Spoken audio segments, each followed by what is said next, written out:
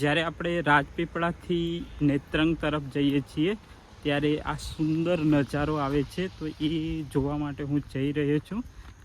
શું છે પ્રોપર એ તો મને ખબર નથી, પરંતુ ત્યાં જઈને જ હું બતાવીશ. મિત્રો, આજ સામે રસ્તો દેખાય તે રસ્તેથી આપણે ચાલતા ચાલતા ઉપર આવ્યા છીએ અને અહીં નાની એવી મઢુલી છે. જુઓ,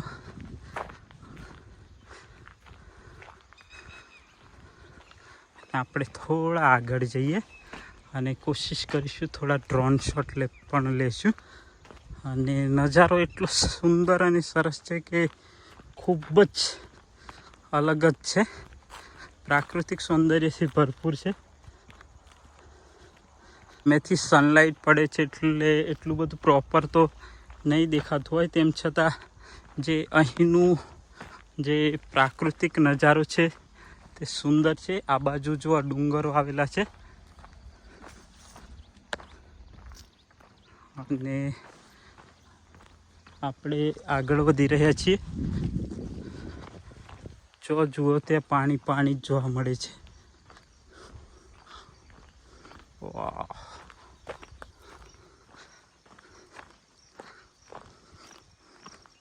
અહીં એક નાની એવી મઢુલી બનાવેલી છે ને આપણે થોડા ડ્રોન શોટ લેવાની કોશિશ કરીએ અને કેવા દેખાય છે, કેવા આવે છે તે પણ જરૂર જોજો.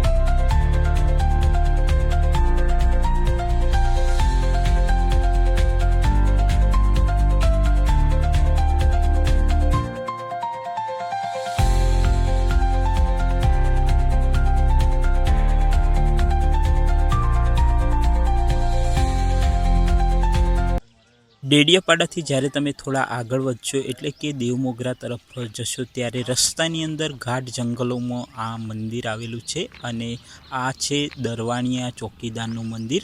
અને જ્યારે પણ તમે દેવમોગરા જાઓ ત્યારે આ મંદિરના દર્શન કરવા માટે જરૂર જજો. તો ચાલો હવે આપણે દર્શન કરી લઈએ અને ત્યાર પછી જ આગળ વધીશું. અહીં આજુબાજુ ગાઢ જંગલો આવેલા છે અને જંગલોની વચ્ચે એટલે કે રસ્તા પર આ મંદિર આવેલું છે.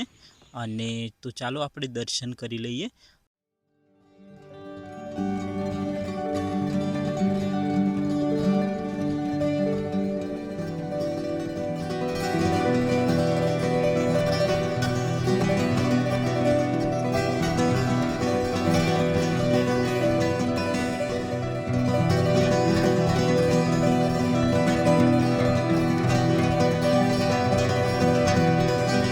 અને વાત કરવામાં આવે તો આદિવાસી સમુદાય એક એવો સમુદાય છે કે જે હંમેશા પ્રકૃતિને પ્રેમ કરે છે અને એટલા જ માટે તેઓ ક્યારેય વૃક્ષો કાપતા નથી અને ડુંગરો છે, નદી છે, પહાડ છે, આ બધાનું હંમેશા તેઓ જતન કરતા હોય છે.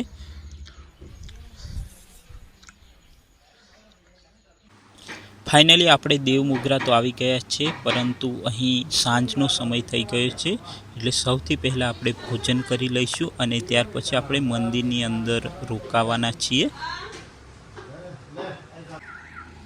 સૌથી પહેલાં વાત કરવામાં આવે તો દેવમોગરા કઈ જગ્યાએ આવેલું છે, તો મિત્રો આ છે નર્મદા જિલ્લાની અંદર આવેલું છે અને સાગબારા તાલુકામાં આવેલું છે. દેવમોગરા એક ગામ છે અને ગામની અંદર આવેલું આ મંદિર છે અને આદિવાસી સમુદાયની એક કુળદેવી તરીકે ઓળખાય છે.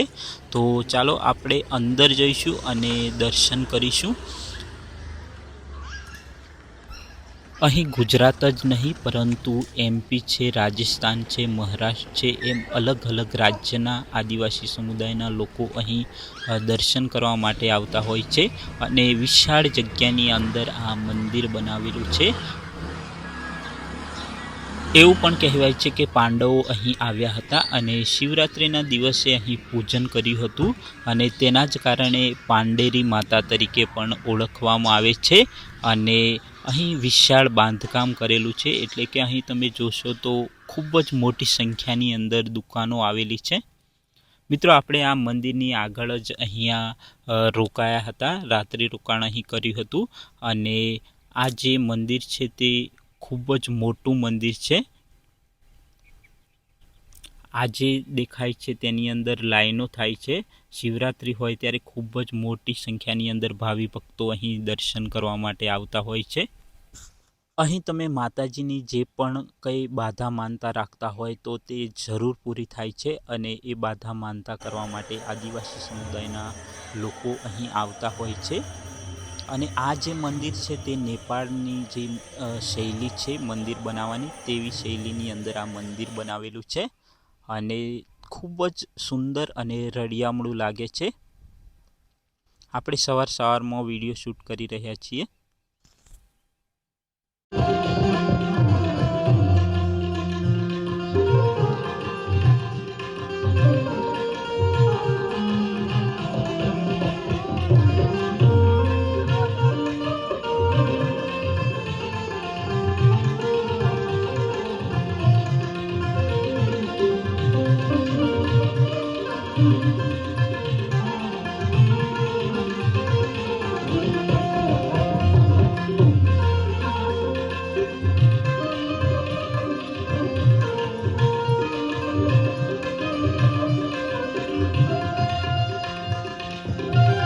તો મિત્રો ફાઇનલી આપણે માતાજીના દર્શન કરી લીધા છે, પરંતુ અંદર વિડીયોગ્રાફી એલાઉ નથી એટલે આપણે વિડીયો ઉતાર્યો નથી અને બહારથી તમને બતાવવાની કોશિશ કરી રહ્યા છીએ.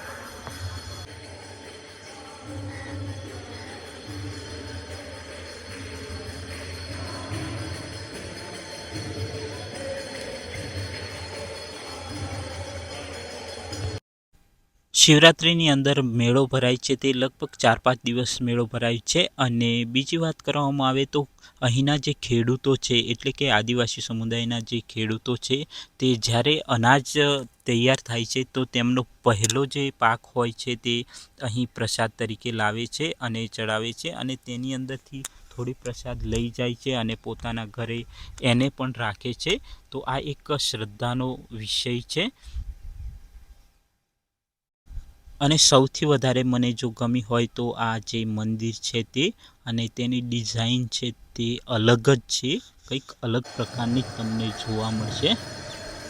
તો આ દેવમોગરાનો વિડીયો તમને કેવો લાગ્યો તે કમેન્ટ કરીને જરૂર કહેજો. અને હવે નવા વિડીયોમાં મળીશું. જય હિન્દ, વંદે માતરમ. અને મિત્રો હાઈપ કમેન્ટ કરવાનું ભૂલતા નહીં.